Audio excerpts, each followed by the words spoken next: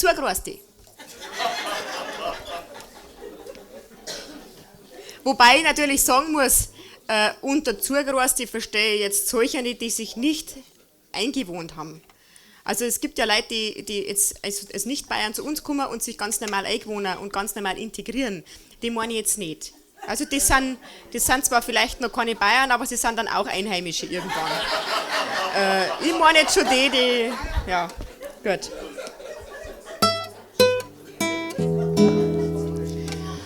Der Huberbauer, der war schon da, vor gut 300 Jahren. Und hinterm Hof weit um war alles gesundes Moor. Doch seit 2 Jahren ist da ein Haus mit 8 Parteien drin. Und das Frischkonzert, das ist nicht nach dem Zugerosten seinem Sinn. Ja, werd's heut gleich daheim bleiben, na da denkt das nicht stören.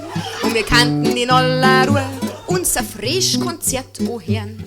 Ja, werd's heut gleich daheim bleiben, geschrien haben wir ein Knet.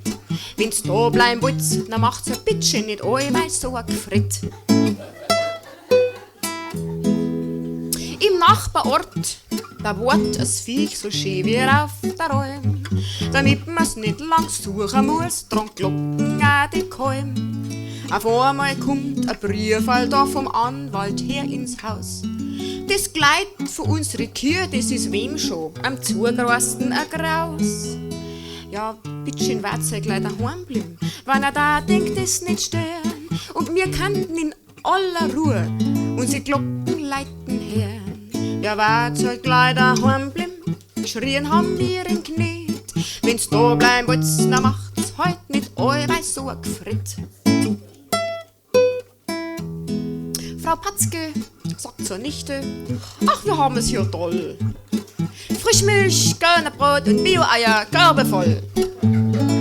Besonders schmackhaft sind die Hähne hier gleich aus dem Ort. Nur das Krähen früh um 6 Uhr, das muss aus dem Ort noch fort. Ja, sie wird's halt gleich daheim bleiben, na da denkt es nicht stören. Und wir kannten in aller Ruhe unsere Gickelkran hören. Ja, wird's halt gleich daheim bleiben, geschrien haben wir in Knet. Wenn's da bleiben wollt, dann macht's heut nicht allweil so ein Gefritt. Wir sollten Europa lernen, dass man Breich respektiert.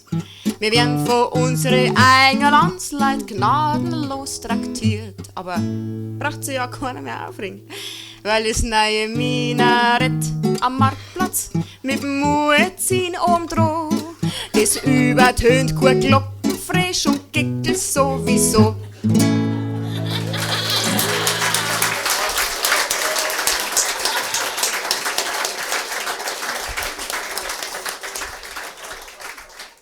Dankeschön.